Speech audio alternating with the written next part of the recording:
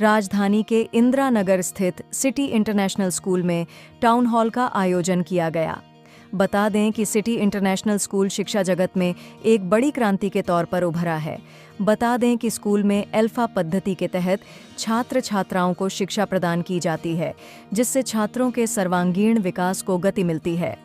नई शिक्षा नीति के तहत भी अल्फा पद्धति काफ़ी कारगर साबित हुई है, जहां छात्रों को छोटी बड़ी एक्टिविटी के माध्यम के विषय पढ़ाए और समझाए जाते हैं। सिटी इंटरनेशनल स्कूल में आयोजित टाउन हॉल में स्कूल के तमाम छात्र छात्राओं ने बढ़ चढ़कर हिस्सा लिया। इस दौरान काफ़ी बड़ी संख्या में अभिभावकों ने शिरकत की। अभिभावकों के समक्ष सभी कक्षाओं के छात्रों ने अपने अपने विषय से संबंधित प्रेजेंटेशन दिए, जिसे अभिभावकों और अतिथियों ने काफ़ी सराहा।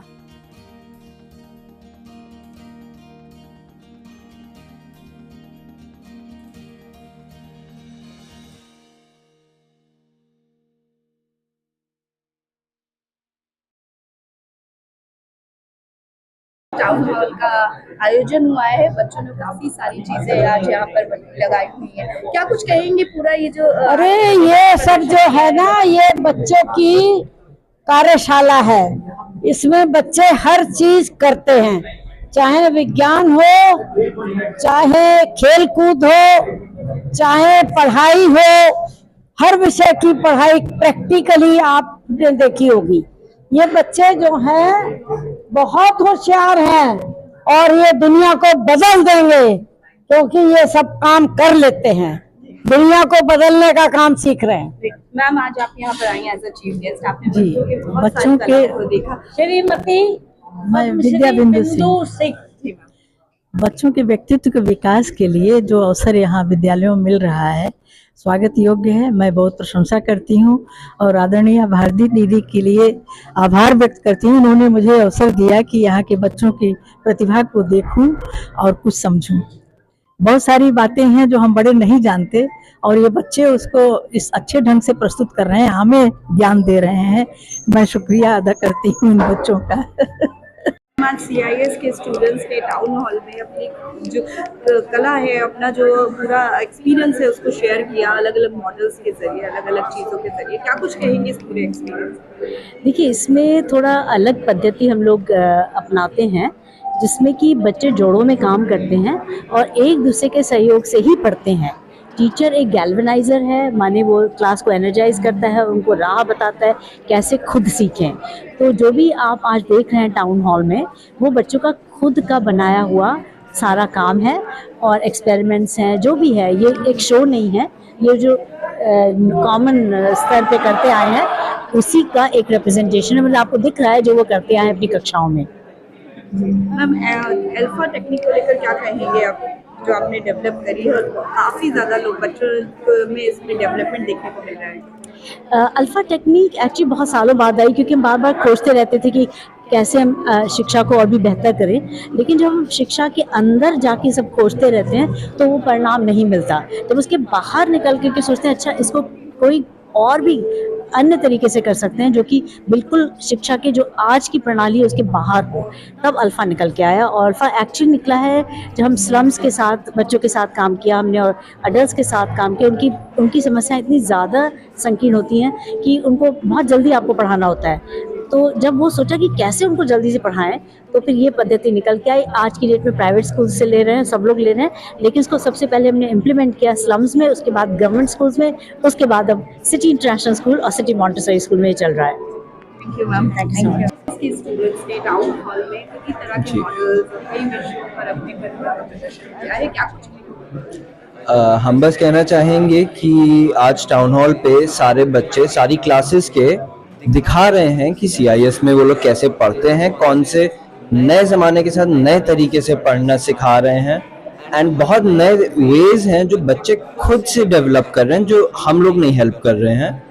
एंड उनसे बस हम लोग शोकेस करना चाह रहे हैं कि बच्चे कितना आसानी से, कितना जल्दी से पढ़ सकते हैं और कितना हैंड्स ऑन, बिना रटे, बिना वो ट्रेडिशनल मेथड जो इतने सालों से फॉलो होता रह रहा है हर स्कूल में, उसको पीछे छोड़ के कैसे नए तरीके से पढ़ सकते हैं। तो अल्फा टेक्निक नहीं आपकी तरफ से लॉन्च की जा रही है, उसको तो उसमें आगे किस तरीके का विस्तार किया जाएगा और बच्चों पर अभी क्या इम्पैक्ट पड़ रहा है उसको उसके लेकर क्या plan है? तो अल्फा पेडागोजी हमारी प्री प्राइमरी से मेनली शुरू हुई है। तो प्री प्राइमरी में हम लोग बच्चों को एक ग्रेड ऊपर की तरफ, एक ग्रेड ऊपर उन लोग को प्रिपेयर करा रहे हैं। वो अगर सेकंड ग्रेड का बच्चा है, वो थर्ड ग्रेड के एजुकेशन इनहेरिट कर ले रहा है, उसको थर्ड ग्रेड की नॉलेज हो पा रही है, बट वो सेकंड ग्रेड में सब सीख रहा है। तो हम लोग ऐसे अल्फा को, जिसका फुल फॉर्म है एक्सेलरेटेड लर्निंग फॉर ऑल, उससे हम लोग अपने grades 9th 11th and senior classes में भी उसको हम लोग इंटीग्रेट करके पढ़ाई को थोड़ा बेटर, थोड़ा फन बच्चों के लिए एंड थोड़ा मोर नॉलेजेबल एंड इंफॉर्मेशनल बना रहे हैं। चाहेंगे आज यस, मैं बिल्कुल कहना चाहूँगा। हमारे स्कूल में आज टाउन हॉल का समारोह है और टाउन हॉल में हमने अपनी जो पेडागोजी है, लर्निंग पेडागोजी 1 ग्रेड अप, उसको प्रेजेंट किया है। जैसा कि आप देख भी सकते हैं, अपने चैनल पे दिखा सकते हैं कि हमने हमारे यहाँ बच्चे फन के साथ सीखते हैं, एंजॉय करते हैं पढ़ाई को। They don't go with the traditional method, we go with the fun in learning method, जिसमें हम अल्फा प्रोसेस फॉलो करते हैं, एक्सेलरेटेड लर्निंग फॉर ऑल। इसमें बच्चा एक ग्रेड अप की पढ़ाई करता है और उसे प्रैक्टिकल हैंड्स ऑन के साथ सीखता है, और जिसमें कि हमने पाया है कि जो बच्चा जिसका मन नहीं लगता है, वो भी उस प्रतिक्रिया, जो आपका पढ़ाई का जो चैप्टर, उस कंटेंट को एंजॉय करता है और अच्छे समझता है, और उसका रिजल्ट भी आप दिखा सकते हैं बहुत अच्छा आ रहा है और आगे भी आता रहेगा। Thank you. बदल सकते हैं, क्योंकि केशवानंद भारती केस आफ्टर 1983 उसमें ये अमेंड लाया गया था कि एक आदमी के बेसिक स्ट्रक्चर जो है उसकी लाइफ का, वो जो फंडामेंटल राइट्स हैं उसको अमेंड नहीं कर सकता कॉन्स्टिट्यूशन या कोई पार्लियामेंट, क्योंकि एक व्यक्ति के फंडामेंटल राइट्स ही सबसे सर्वोपरि हैं। और हाँ, ये हो सकता है कि लोअर हाउस और अपर हाउस, जैसे हमने बताया, वो उसमें अमेंडमेंट आ सकते हैं। जैसे 1984 में सेकुलरिज्म वर्ड ऐड करा गया और इंदिरा गांधी के रिजीम में सोशलिस्ट वर्ड भी ऐड करा गया था। बट एक बेसिक स्ट्रक्चर जो होगा गवर्नमेंट का, या जो बेसिक राइट्स होंगे एक व्यक्ति के, उसका उल्लंघन कोई नहीं कर सकता है, चाहे वो पार्लियामेंट ही क्यों ना हो। हमें पूरा हक है कि हम अपने राइट्स का अच्छी तरह से उपयोग करें, अपनी चीज़ें जाके सामने रखें, क्योंकि हमारा देश हमें इक्वल रहने के लिए ही कहता है। लूप मैम होता क्या है, जैसे कि कंप्यूटर लैंग्वेज में हम जैसे कि वेबसाइट तो बनाते हैं, उनमें कंप्यूटर लैंग्वेजेस होती है, उसमें से एक पाइथन होती है। अब पाइथन में लूप होते हैं कि एक कोड को, एक पर्टिकुलर चीज़ को बार बार रिपीट करने को हम लूप कहते हैं। लूप पाइथन में अब लूपिंग होता है कि जब हम कोई चीज़ को रिपीट करते हैं और एक सिंटैक्स डाल के उसको लूपिंग कहते हैं। तीन प्रकार के लूप होते हैं, for loop, while loop and nested loop. For loop होता क्या है, सबसे सिंपल होता है वो मैम।